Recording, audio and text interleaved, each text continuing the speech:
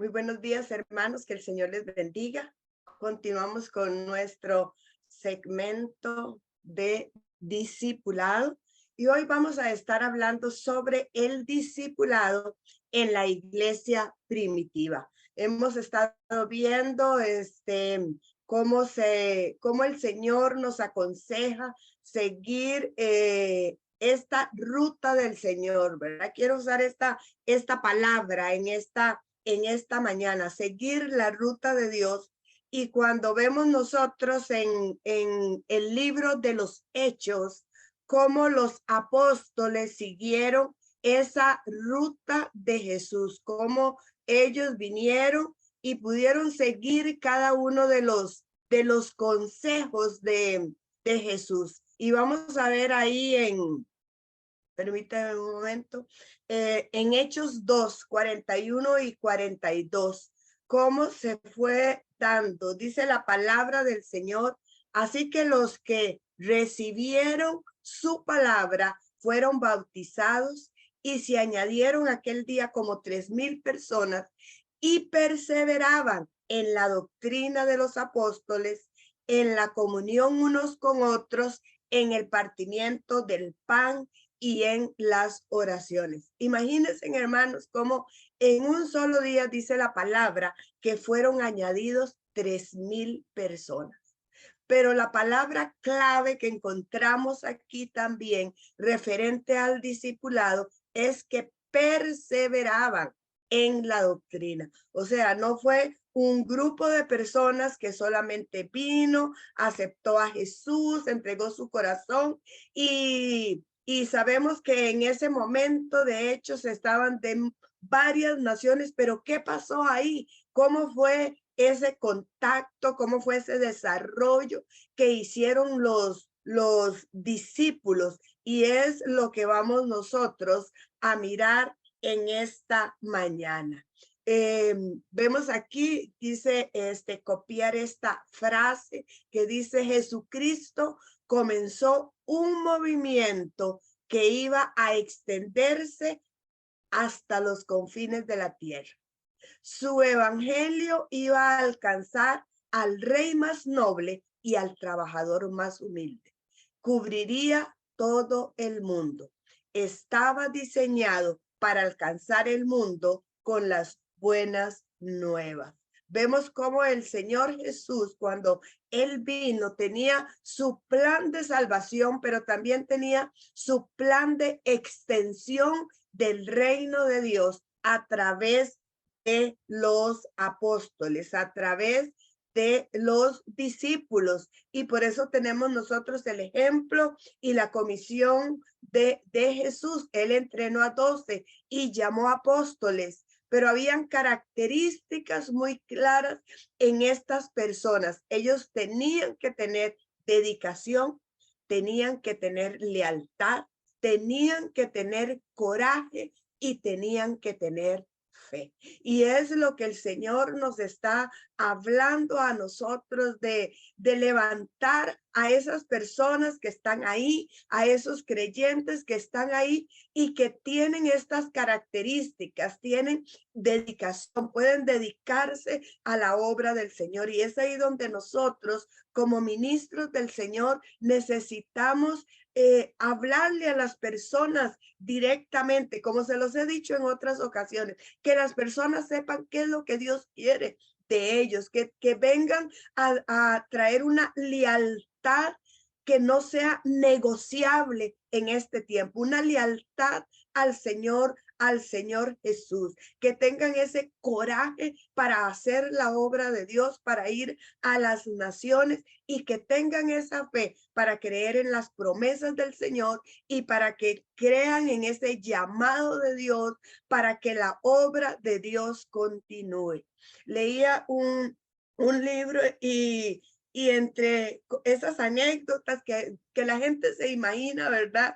Que Jesús llegó al cielo y que le dijeron: ¿y cuál es tu plan para extender tu reino? Y él dijo: es que entrené a los discípulos. Y si ellos fallan, ¿Hay otro plan? No hay otro plan.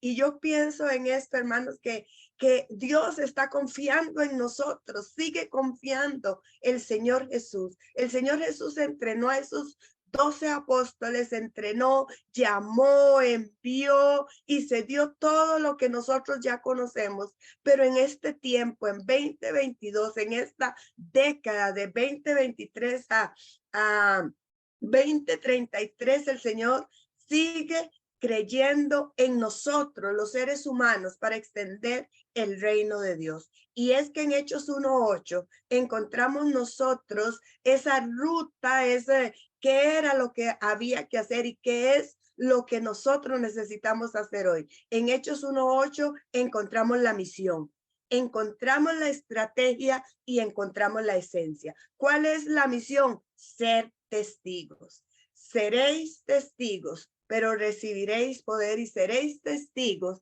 en Jerusalén, en Judea, en Samaria y hasta lo último de la tierra. Entonces, ¿cuál es la estrategia que el Señor nos ha dado? Empezamos aquí, empezamos en nuestra ciudad, venimos y nos multiplicamos y el Señor hace la obra y vamos a las diferentes provincias, pero luego vamos hasta lo último de la tierra. ¿Por qué? Porque discipulado no es quedarnos en un solo lugar, es extender el reino de Dios hasta lo último de la tierra. Y como les he dicho, va de la mano con el evangelismo, va de la mano con las misiones, va de la mano con avivamiento, va de la mano con nuevas generaciones, porque el Señor nos está diciendo ser testigos. ¿Y cuál es la esencia? Que recibiremos el poder del Espíritu Santo. Los discípulos deben de recibir el Espíritu Santo, deben de ser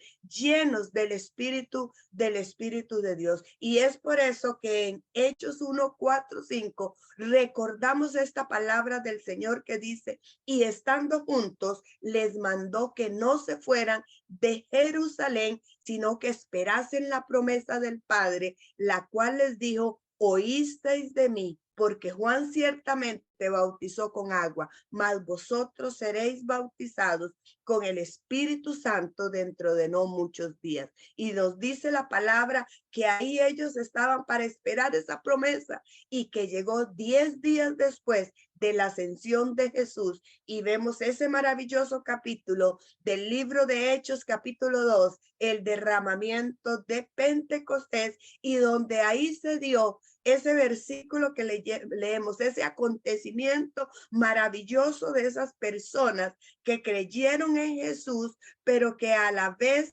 fueron parte del movimiento, del avivamiento que hubo en ese tiempo. El discipulado necesita estar basado en los principios de Jesús, debe de estar basado para llevar a los creyentes a una madurez espiritual, a una madurez de ese conocimiento del Señor.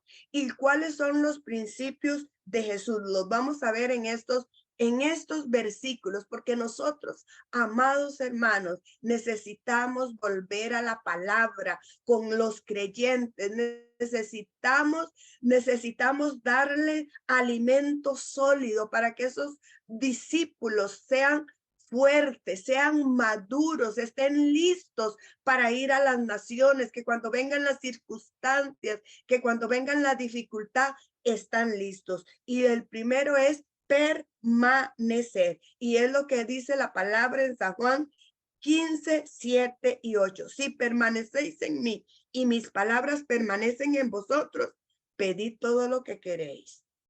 En esto es glorificado mi Padre, en que llevéis mucho fruto y seáis mis discípulos. Los discípulos, los principios del discipulado es que una persona permanezca en Cristo Jesús, que lleve fruto, que permanezca.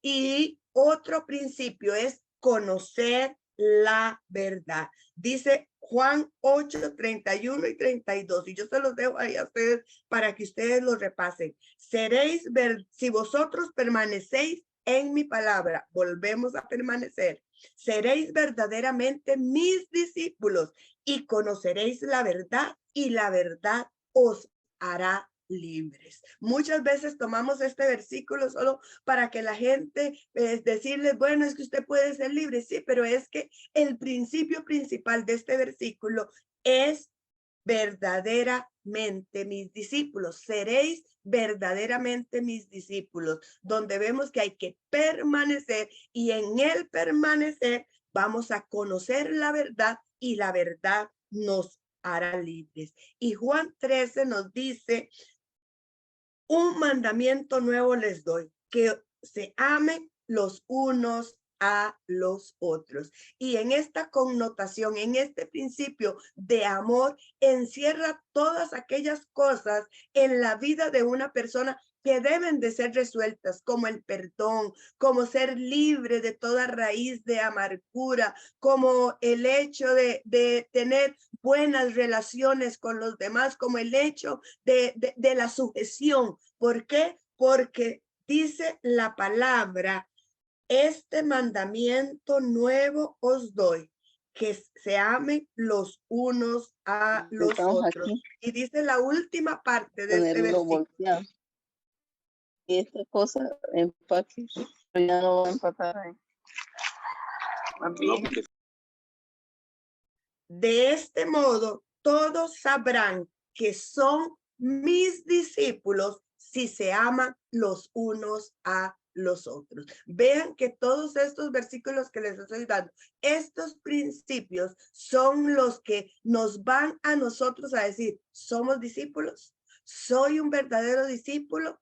¿Es esta persona un verdadero discípulo? ¿Va bien? ¿Va caminando? ¿Se va viendo estos principios en la vida de este creyente? Permanece en Cristo, conoce la verdad y ama. Y algo de lo que se ha dejado de predicar y que hay que retomarlo. Dice la palabra en Lucas 14, 26 y 27. Si alguno viene a mí, no aborrece a su padre, madre, mujer, hijos, hermanos, hermanas y aún su propia vida, no puede ser mi discípulo. Y cualquiera que no toma su propia cruz y viene en pos de mí, no puede ser mi discípulo. Es importante que los creyentes de hoy en día comprendan, reconozcan, acepten que hay que tomar la cruz de Cristo Jesús, que hay que tomar la cruz, que hay que negarse a nosotros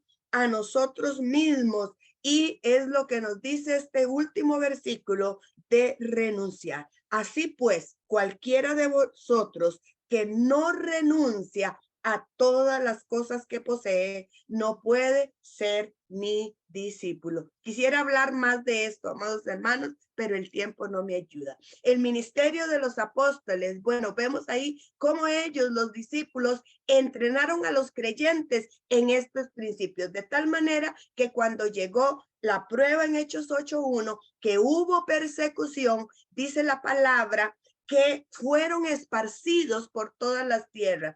Pero los apóstoles no fueron esparcidos, ellos se quedaron ahí. Pero ¿qué hicieron estos creyentes? Estos que habían creído, que ya habían sido discipulados, porque decía que ellos se reunían en el templo, en las casas, para aprender de la palabra de Dios. Ellos iban por todas partes anunciando el evangelio. Pero no solamente los apóstoles estuvieron en esa parte de enseñarles, sino que los apóstoles, cuando vieron lo que estaba sucediendo con aquellos que habían sido esparcidos, desarrollaron un plan de seguimiento para esos creyentes que iban naciendo y eran discipulados. Enviaron a Bernabé. Y se dice también que el apóstol Pablo, cuando iba a un lugar, ¿verdad? Y dice la palabra que el apóstol Pablo entonces vino y volvió a ir donde ellos.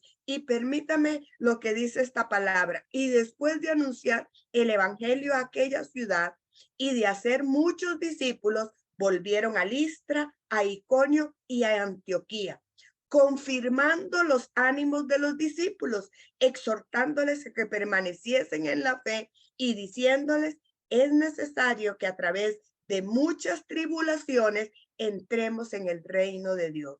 Y constituyeron ancianos en cada iglesia y habiendo orado, con ayunos los encomendaron al Señor en quien habían creído. Es que el discipulado no solamente enseña, el discipulado no solamente prepara, no solamente entrena, sino que da seguimiento.